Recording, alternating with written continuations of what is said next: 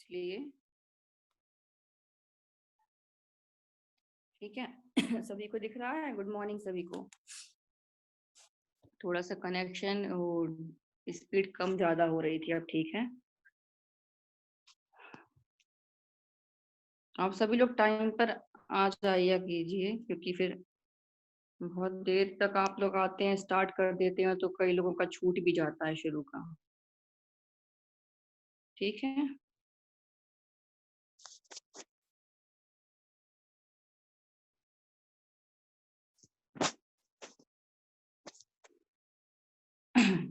अंजलि, सुप्रिया, अपने आप को म्यूट कीजिए आप।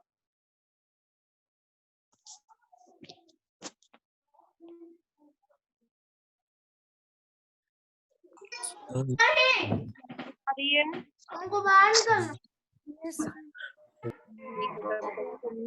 निकलना।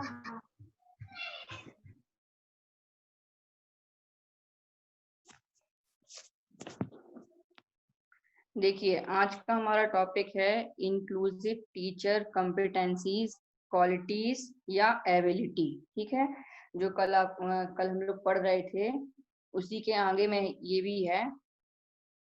इसमें मतलब मान लीजिए आपको क्वेश्चन अगर ऐसा आए कि समावेशी कक्षा शिक्षक की क्या दक्षताएं होनी चाहिए, या समावेशी कक्षा शिक्षक की क्या क्वालिटीज होनी चाहिए, या क्या योग्यता होनी चाहिए, या ऐसा प्रश्न भी आ सकता है कि समावेशी शिक्षा के कक्षा कक्ष को प्रभावी बनाने के लिए शिक्षक की भूमिका को स्पष्ट करें।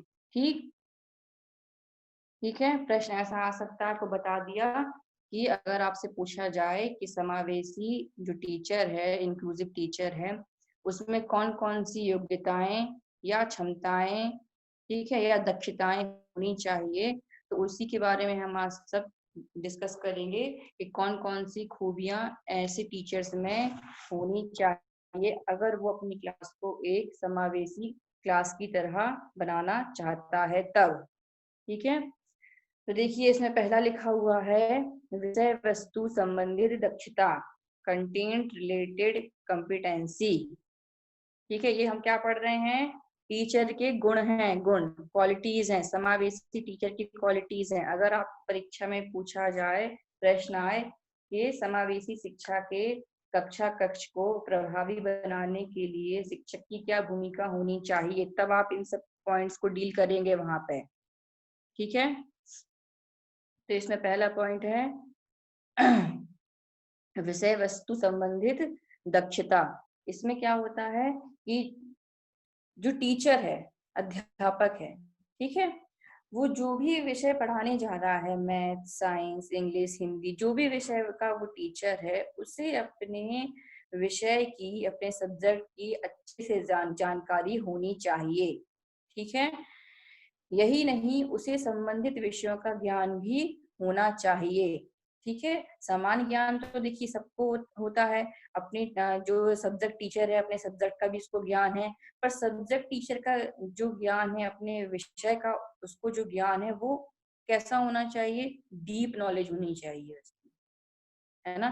कि साइंस का टीचर है तो सिर्फ कहने के लिए साइंस का टीचर ना हो, उसमें विज्ञान से संबंधित जो भी सब जानकारियां या ज्ञान होना चाहिए, वो सभी उस टीचर को होना चाहिए, विज्ञान विषय से संबंधित या हिंदी, इंग्लिश, जो भी हो। ठीक है, विषय में मास्टरी रखने वाला, ठीक है, विषय में मास्टरी रखने वाला व्यक्ति ही अधिगम कराने में सक्षम होगा।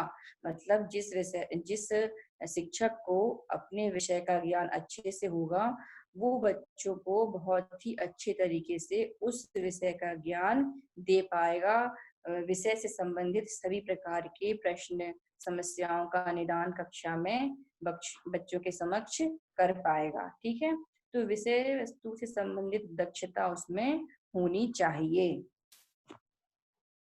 ठीक है, फिर होगा कम्युनिकेशन कॉम्पिटेंसी, संप्रेषण संबंधित दक्षता।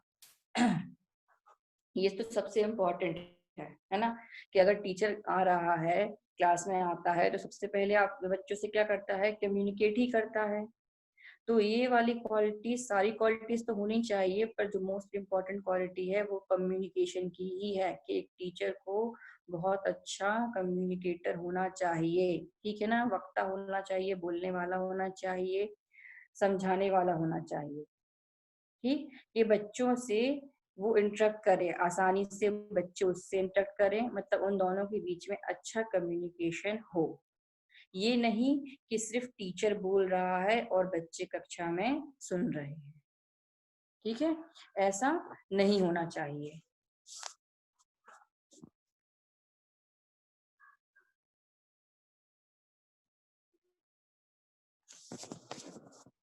ठीक है, उसके जो संप्रेषण तकनीक है वो कैसी होनी चाहिए बच्चे की। जो भी वैसे वस्तु का ज्ञान अध्यापक बच्चों को कराना चाहता है, ठीक है, या बच्चों तक पहुंचाना चाहता है, ठीक है, तो उसमें क्या होगा कि टीचर देखिए जब बोल रहा है ना, तो बच्चे क्या कर रहे हैं, सुन भी रहे हैं, लिख भी रहे हैं, है ना, हर तरीके से कम्युनिकेशन बच्चे टीचर के साथ कर रहे हैं। और जब शिक्षक बोल रहा है, संप्रेषण बच्चों के साथ कर रहा है, तो उसको ऐसी टेक्निक्स का यूज करना चाहिए अपने कम्युनिकेशन के दौरान कि वो जो भी विषय पढ़ा रहा है वो रुचिकर बन जाए कक्षा में, है ना। बोरिंग तरीके से आपको कम्युनिकेट बच्चों के संग नहीं करना है ना, ऊंची आवाज में कम्युनिकेट नहीं करना है, या एकदम धीमा भी नहीं बोलना है। मतलब कम्युनिकेशन जो स्किल्स हो टीचर के पास वो सभी बहुत अच्छे होने चाहिए, कि एक लय हो उसके बोलने में, ठीक है, उतार चढ़ाव के साथ बोले, ना एकदम तेज ना एकदम धीमा, है ना एकदम रफ आवाज यूज करनी है, ना एकदम स्लो, ठीक है, मतलब हर तरह की लयबद्धता उसके संप्रेषण भाषा में होनी चाहिए, ठीक है।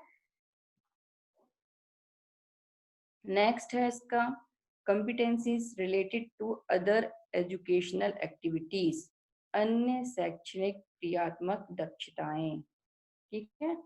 ये क्या होता है, इसमें जो भी टीचर देखिए शिक्षा क्लास में जो विषय पढ़ा रहा है, विषय से संबंधित एक्टिविटीज तो करवा ही रहा है, टॉपिक से रिलेटेड एक्टिविटीज तो करवा ही रहा है वो, पर इसके अलावा भी कक्षा में और भी एक्टिविटीज शिक्षक करा सकता है, ठीक है।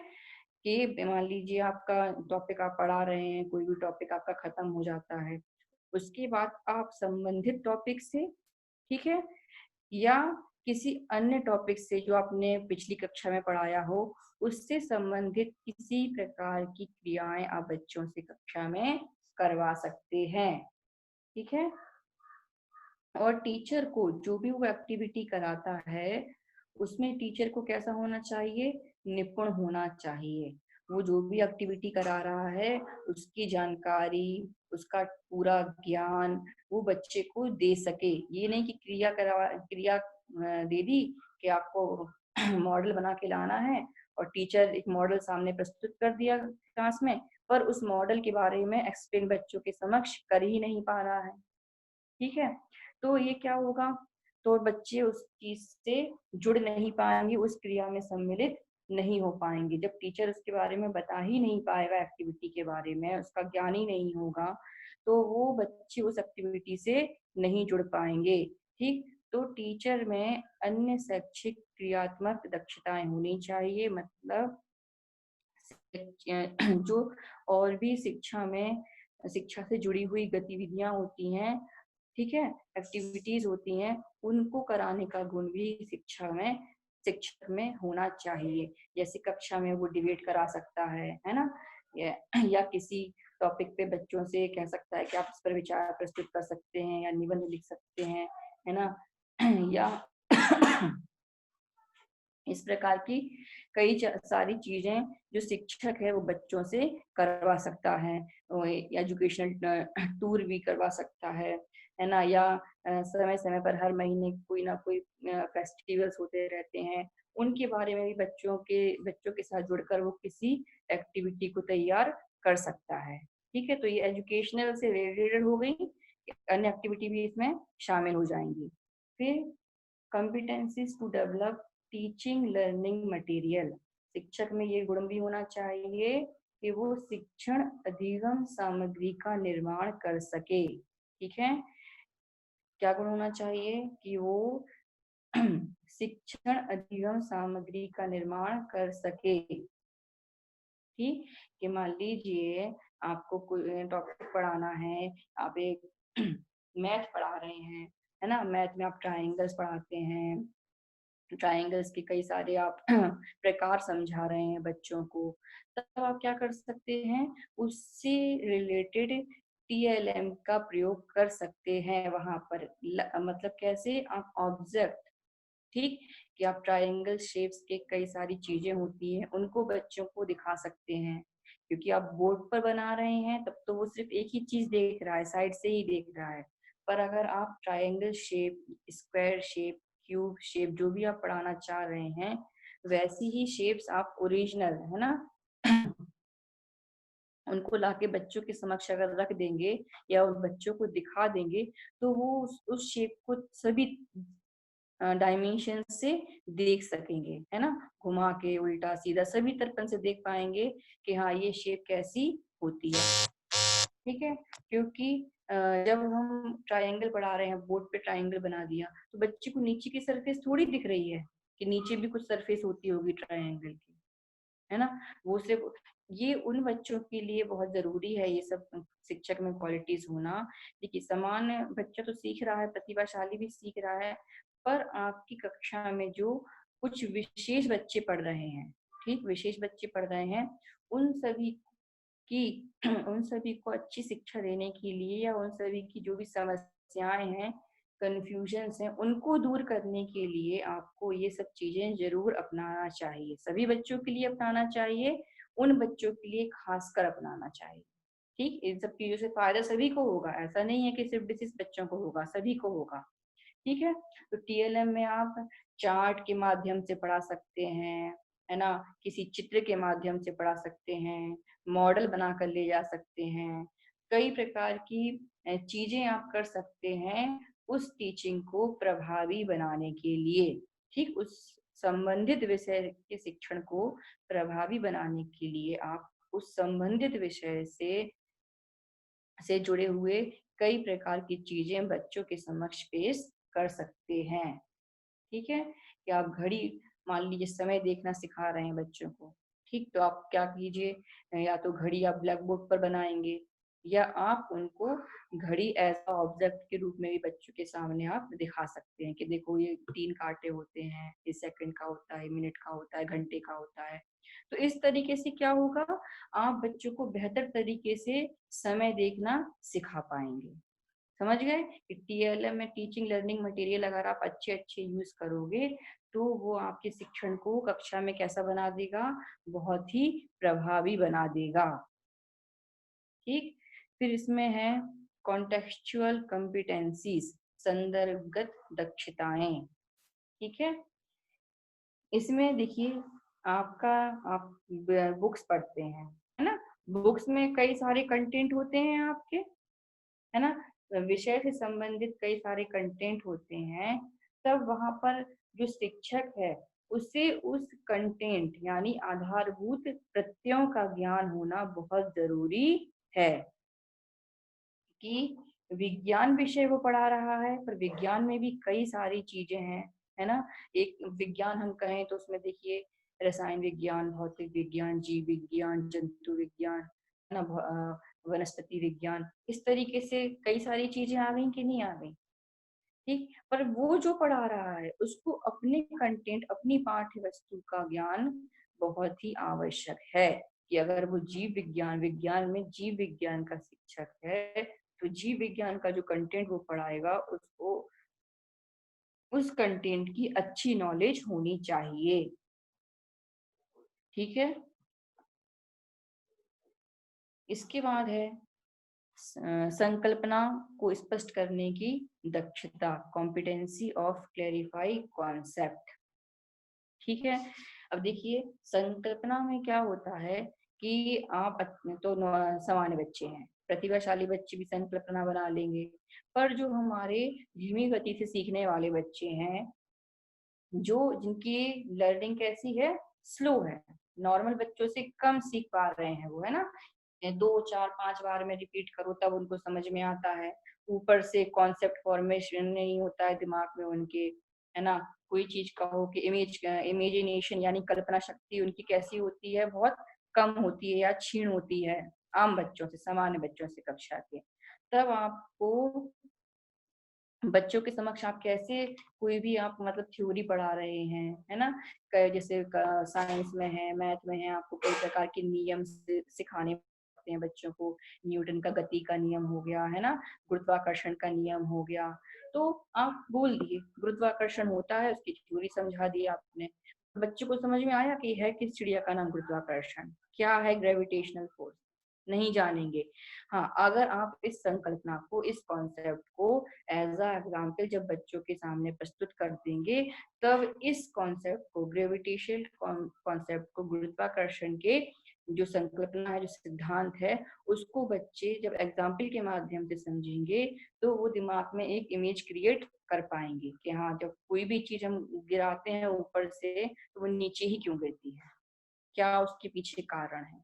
जब एक बार गिरा के दिखा दूंगी कई सारी चीजों को, और उसके बाद भी आप ये और बता देंगे उसको कि देखिए भारी चीज गिराती है तो तेजी से आती है नीचे, हल्की चीज भी गिरेगी नीचे ही आके, पर उसकी स्पीड कैसी होगी, पेपर की गिरने की कम होगी। ठीक, कोई द्रव पदार्थ है उसकी गिरने की स्पीड कैसी होगी, अलग होगी। मतलब ठोस, द्रव, गैस, कुछ भी चीजें जब आप नीचे डालेंगे, नीचे गिरा, ऊपर से नीचे डाल रहे होंगे, तब उनके पृथ्वी पर आकर टकराने की जो स्पीड है वो कैसी होगी, अलग अलग होगी। ठीक है ना।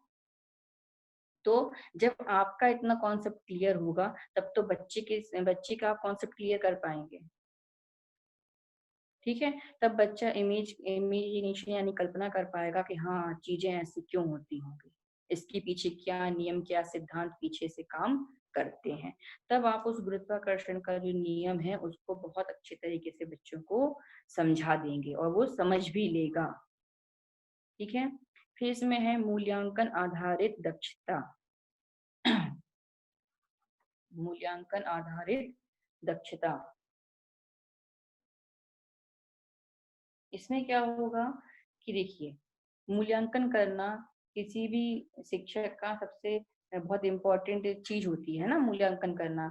हम पढ़ा रहे हैं, समय समय पर आपका शॉर्ट टाइम मूल्यांकन कक्षा में कर लेते हैं, है ना, कि थोड़ा सा पूछ लिया। मतलब मूल्यांकन जो है वो आकलन, टेस्ट, है ना, कई सारी चीजों को सम्मिलित करके मूल्यांकन बनता है या मूल्यांकन किया जाता है। ठीक है, तो जब आप मूल्यांकन कर रहे हैं तो मूल्यांकन करने का जो जो गुण होता है, जो योग्यता होती है, वो आप में होनी चाहिए। मतलब कि आप जब मूल्यांकन करें तब सबसे पहली चीज, आप भेदभाव ना करें बच्चे के साथ। ठीक, उसको ये नहीं कि होशियार बच्चा है तो नंबर ज्यादा दे दिए, मीडियम बच्चा है तो मीडियम नंबर दे दिए, और जो बच्चा नहीं सीख रहा है या जो कमजोर बच्चा है उसको कम नंबर प्रदान कर दिए। ऐसा नहीं करना है। ठीक, आपको बच्चे की, जो बच्चा कर रहा है ना, जो बच्चा सीख रहा है ना, उसकी जो प्रोग्रेस है, जो गति है सीखने की, क्या नंबर वो ला रहा है परीक्षा में, ठीक है, एक्टिविटी जो कर रहा है वो कितने अच्छे तरीके से कर रहा है, सभी को आधार बनाते हुए ही आपको बच्चे का मूल्यांकन करना है। किसी एक, ऐसा नहीं करना है कि आपका फेवरेट बच्चा है, पढ़ाई लिखाई में तो अच्छा है पर अन्य एक्टिविटीज में अच्छा नहीं है, तो आपने उसको पढ़ाई वाले मतलब जो परीक्षा दी उसमें तो बढ़िया नंबर दे दिए, और एक्टिविटी वाला जो पोर्शन था उसमें भी बढ़िया नंबर दे दिए, पर उसने कुछ एक्टिविटी की ही नहीं। तो इस प्रकार का मूल्यांकन वहां पर आपको नहीं करना है। बच्चे का आपको ओवरऑल परफॉर्मेंस देखना है, चाहे वो प्रतिभाशाली बच्चा हो, चाहे सामान्य बच्चा हो, और चाहे धीमी गति से सीखने वाला बच्चा हो। उन सभी बच्चों की आपको ओवरऑल परफॉर्मेंस देखनी होगी कि बच्चे किस किस क्षेत्र में कितनी प्रोग्रेस किए हैं। कोई बच्चा पढ़ाई में अच्छा होगा, कोई बच्चा खेल कूद में अच्छा होगा, है ना। सब बच्चे अलग अलग क्षेत्रों में आपको अच्छे अच्छे देखने को मिल जाएंगे। ठीक है, फिर आ जाएगा कि आप मूल्यांकन जब कर रहे हैं तो देखिए, आप इसमें क्विज ले सकते हैं बच्चों का, है ना, 5-5 नंबर के, मतलब हर महीने या हर हफ्ते आपने एक यूनिट कंप्लीट करी तो आप क्या करिए, 5 नंबर का, 10 नंबर का एक छोटा सा टेस्ट ले लीजिए सभी बच्चों का। उससे आपको, जब आप एक महीने का जो टाइम पीरियड होता है वो ज्यादा हो जाता है। अगर आप हर हफ्ते छोटे छोटे टेस्ट लेंगे तो आपको अपनी कमियां भी पता चल जाएंगी और साथ ही साथ आपको बच्चे की कमियां भी पता चल जाएंगी कि हाँ, मैंने 5 दिन पढ़ाया है, तो बच्चा 5 दिन में कितना सीखा, उसको कोई फलाना कॉन्सेप्ट या कोई टॉपिक कितना स्पष्ट हुआ। जब आप उसका मूल्यांकन करेंगे एक छोटे से टेस्ट के माध्यम से, तब आपको ये आभास हो जाएगा कि किस बच्चे ने कितना ज्यादा सीखा और किसको बिल्कुल भी समझ में नहीं आएगा।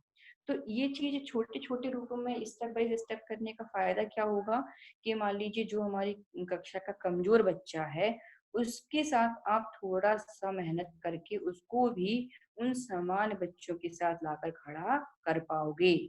ठीक है, क्योंकि अगर आप सिर्फ एक बार परीक्षा लोगे एकदम लास्ट टाइम में, तो जो बच्चा पीछे है वो तो पीछे ही रह जाएगा, क्योंकि उसकी ना समस्याओं का समाधान होगा ना कंफ्यूजन का समाधान होगा। आपको पता ही नहीं रहेगा कि किस बच्चे को प्रॉब्लम थी और ये बच्चा फेल हो गया, ये कम नंबर इसके क्यों आए। ठीक, क्योंकि आपने तो एक बार सीधा फाइनल इवेल्यूशन किया उसका। पर अगर हम शॉर्ट टर्म छोटे छोटे समय में छोटे छोटे पदों में स्टेप बाय स्टेप बच्चे का मूल्यांकन कंटिन्यूअस करते रहते हैं कक्षा में, तो हम अपनी शिक्षण विधि है, पढ़ाने की जो विधि है ना, जो जिन चीजों से, जिन माध्यम से हम पढ़ा रहे हैं, जिन तकनीकों का हम यूज कर रहे हैं, उनको भी हम मॉडिफाई कर सकते हैं और बेहतर कक्षा के शिक्षण को बनाने के लिए। ठीक है, इसमें जब आप मूल्यांकन करेंगे तब आप देखेंगे कि आप जो क्वेश्चंस बना रहे हैं उनका लेवल भी आपको कैसा रखना है, पूरा तीनों बच्चे उसमें सम्मिलित होने चाहिए, है ना, कि थोड़े आपको कठिन प्रश्न भी देने हैं, मीडियम प्रश्न भी देने हैं, ठीक है, और थोड़े से इजी भी देने हैं कि सभी बच्चे उसमें भाग ले सकें। सबको अनम्यूट करेंगे 1 सेकंड के लिए। तो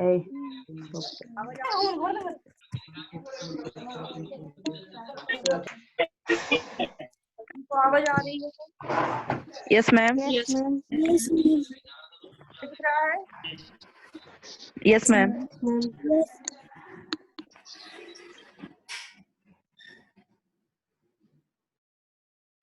ठीक, तो ये हो गई हमारी मूल्यांकन आधारित दक्षता। के मूल्यांकन करते समय आपको काफी सारी चीजों का ध्यान एक शिक्षक को रखना चाहिए। उसमें मूल्यांकन करने की बहुत सारी खूबियां होनी चाहिए कि वो पक्षपात ना करे, भेदभाव, पक्षपात मतलब भेदभाव ना करे बच्चे के संग मूल्यांकन करते समय, है ना, कि बच्चा ज्यादा प्रश्न पूछने वाले बच्चे को कम नंबर दे दे, जो बच्चा चुप रहता है उसको अच्छे नंबर दे दे, है ना, या जो बच्चा उसका फेवरेट है उसको ज्यादा नंबर दे दे, जो लेट से आता है उसको कम नंबर। नहीं, आपको ये सब चीजें देखकर मूल्यांकन नहीं करना है, आपको उसकी प्रगति को देखकर ही उसका मूल्यांकन करना है।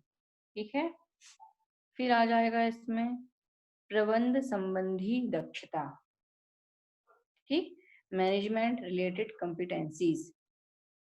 इसमें क्या होगा कि जो बच्चे हैं, सॉरी, मैनेजमेंट रिलेटेड कॉम्पिटेंसी मतलब प्रबंध संबंधी दक्षता, जो हमने आपको कल भी पढ़ाया था, समझाया था ना, कि जो अध्यापक है वो कैसे एक अच्छी कक्षा का प्रबंधन यानी मैनेजमेंट कर सकता है। वही एक गुण इसमें आ गया है, देखिए कि टीचर को एक अच्छा प्रबंधक होना चाहिए। ठीक है, टीचर को एक अच्छा प्रबंधक होना चाहिए। जो टीचर है वो अपनी कक्षा, है ना, अपनी क्या कहते हैं विद्यालय में, है ना, या अपने साथियों के समक्ष, अपने विद्यार्थियों के लिए, सभी के लिए उसका व्यवहार कैसा होना चाहिए, अच्छा होना चाहिए। वो सभी को साथ में लेकर काम करने वाला होना चाहिए, कि अगर वो कक्षा में पढ़ा रहा है तो जब वो प्रश्न कर रहा है तो उसको वो प्रश्न, ठीक है, वो प्रश्न उसको एक ही बच्चे या 2 या 4 बच्चों से नहीं करना है, वो प्रश्न उसको सभी बच्चों से करना है। ठीक, मतलब उसको अपनी क्लास को बराबर मैनेज कर कर चलना है। जो भी प्रश्न पूछता है, जो भी एक्टिविटी कराता है, खेल कूद कराता है ना, या प्रोजेक्ट देता है बच्चों को, असाइनमेंट देता है, या किसी भी चीज का आयोजन अपनी कक्षा में कर रहा है ना, वाद विवाद प्रतियोगिता का कर रहा है, पेंटिंग प्रतियोगिता का कर रहा है, या किसी भी चीज का आयोजन शिक्षा से संबंधित जब टीचर अपनी कक्षा में कर रहा है, तब उसको कक्षा के सभी विद्यार्थियों को शामिल करना है।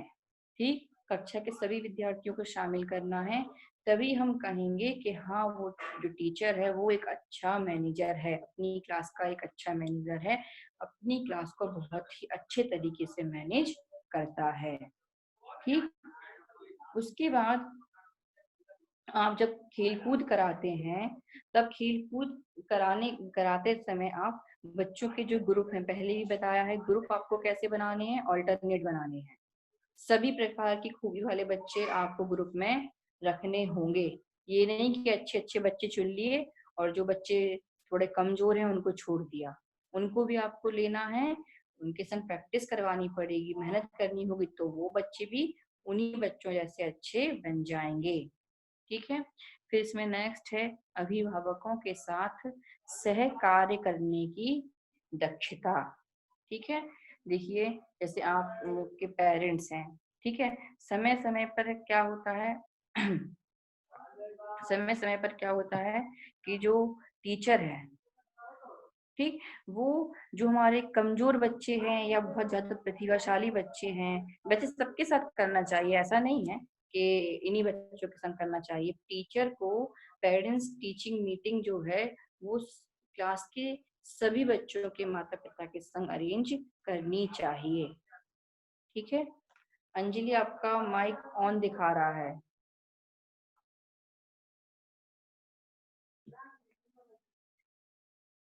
ठीक, तो अभिभावकों के साथ सह कार्य करने की दक्षता, मतलब टीचर जो है, ये नहीं कि पेरेंट्स आपसे मिलने आए कि मेरे बच्चे को ये प्रॉब्लम हो रही है, पढ़ाई लिखाई समझ में नहीं आ रही है, तो आप उस पर गुस्सा कर जाओ पेरेंट्स पे और उसी के बच्चे में कमियां निकाल दो, है ना, कि आपका बच्चे गधा है, उसको कुछ समझ में नहीं आता है, कुछ सीखता ही नहीं है, तो मैं क्या करूं।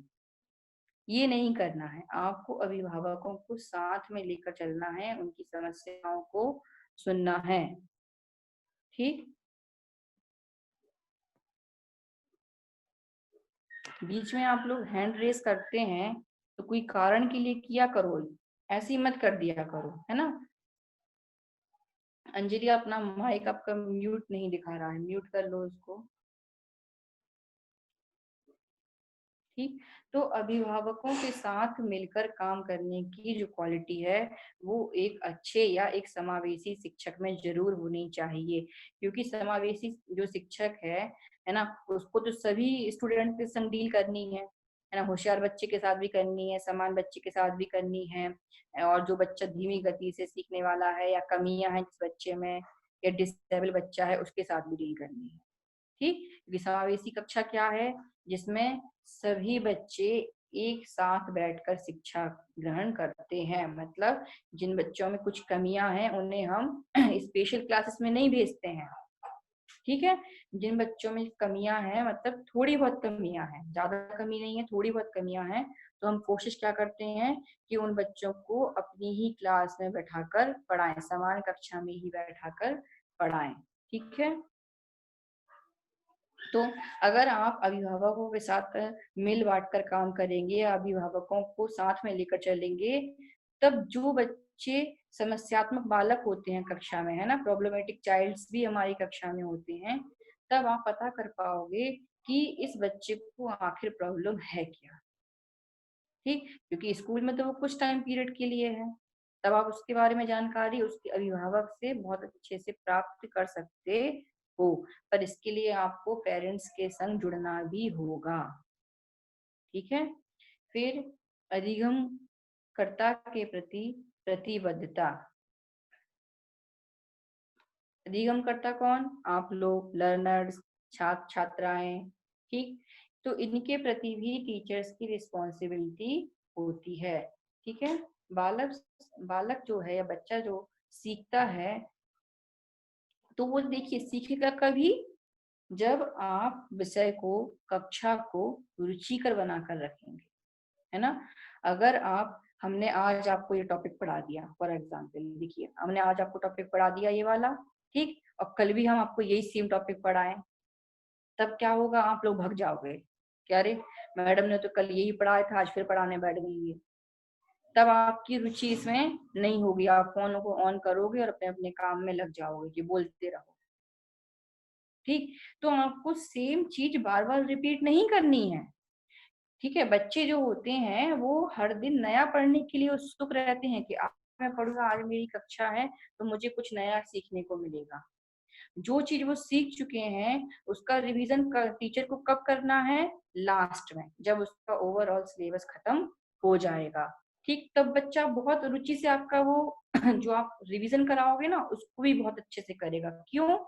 क्योंकि उसको पता होगा कि अरे मेरा सिलेबस तो अब खत्म हो गया है।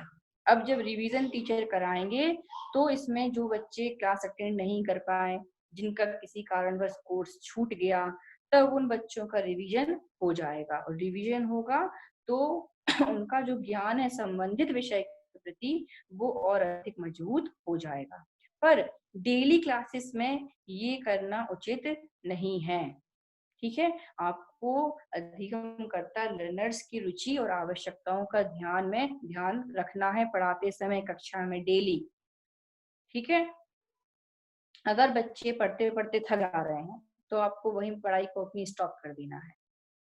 ठीक है, आप 20, 30, 40 मिनट पढ़ाए, आप देख रहे हैं कि अब बच्चे ध्यान से सुन नहीं रहे हैं, शोर करना शुरू कर दिया, तब आपको रुक जाना चाहिए और उसके बाद आप उस कक्षा को रुचिकर बनाने के लिए उस संबंधित टॉपिक से बच्चों में वाद विवाद प्रतियोगिता करवा सकते हैं थोड़े 5 या 10 मिनट के लिए, या बोल सकते हैं कि आप अपने अपने विचार रखिए इस टॉपिक के लिए।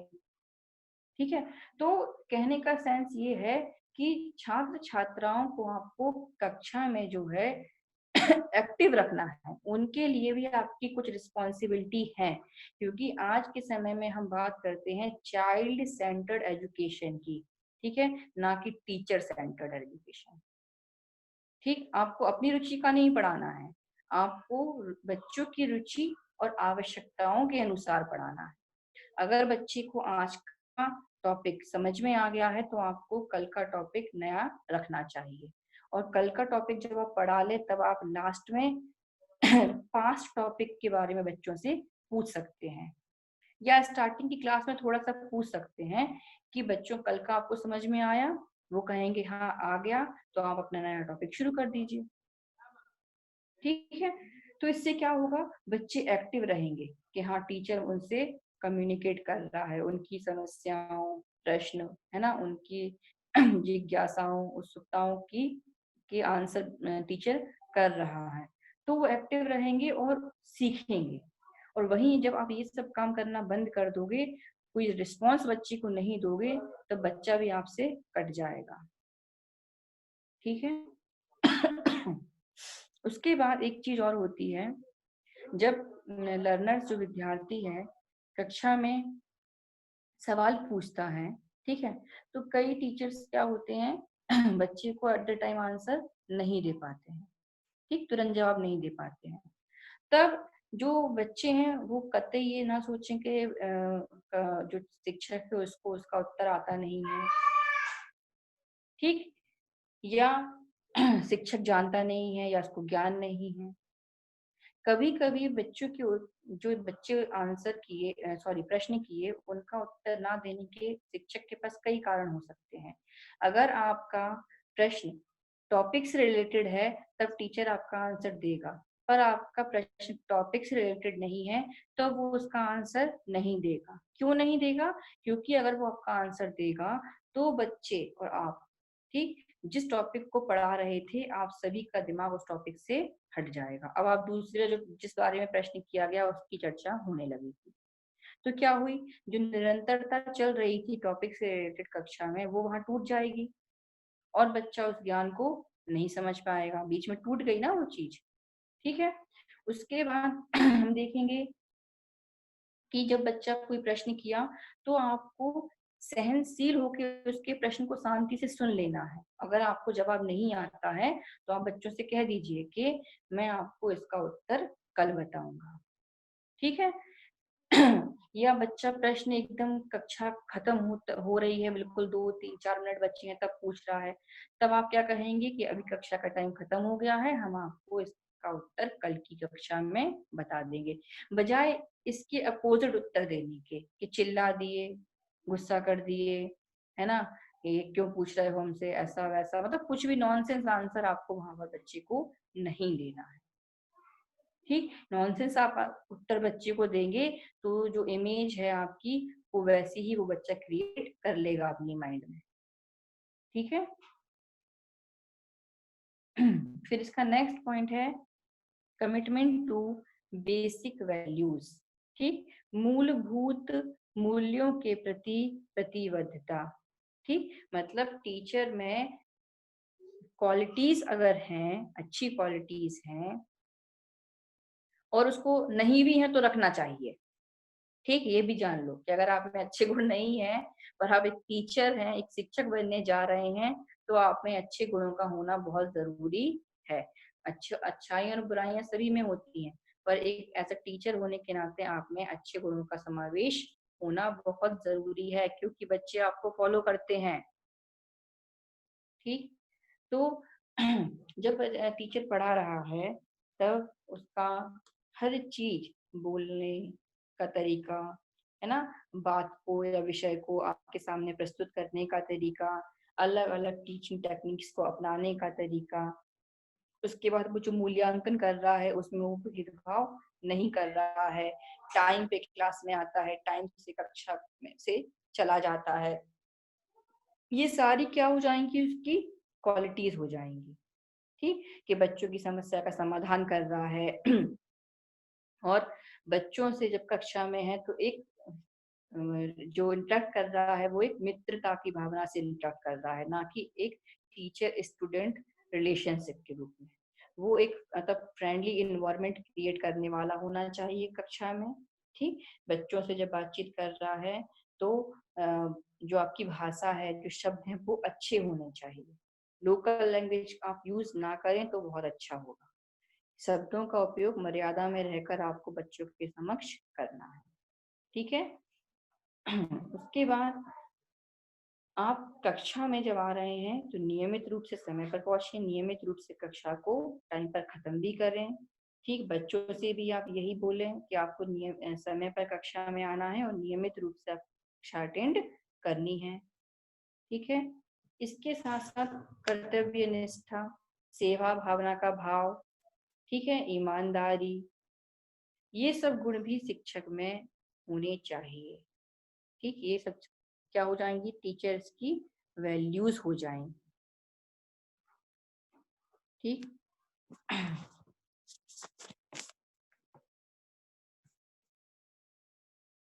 सबको ये वाला टॉपिक आज का खत्म हो गया है। इसमें 12 पॉइंट्स थे। ठीक, तो ये हमने क्या पढ़े हैं, समावेशी शिक्षक के गुण, कि अगर कोई शिक्षक अपनी कक्षा को समावेशी कक्षा बनाना चाहता है या उसके विद्यालय में समावेशी कक्षा का चालू करने का निर्देश उसको मिला है, तब उसको ये सारी चीजों का पालन अपनी कक्षा में, अपने विद्यालय में करना होगा, ठीक है। तभी वो उन बच्चों को साथ में जोड़ पाएगा, ठीक है। तो अगर इसमें भी आपको एक चीज और है कि अब जैसे ये वाली यूनिट 2 में आपको सभी प्रकार की, जैसे कि आपको कल हमने एक टॉपिक लिखवाया था कि अध्यापक का, ठीक है ना, अध्यापक का प्रबंधक के रूप में क्या रोल है, या अध्यापक जब प्रबंध कर रहा है कक्षा को तो उसमें कौन कौन सी खूबियां होनी चाहिए, वो पॉइंट्स अलग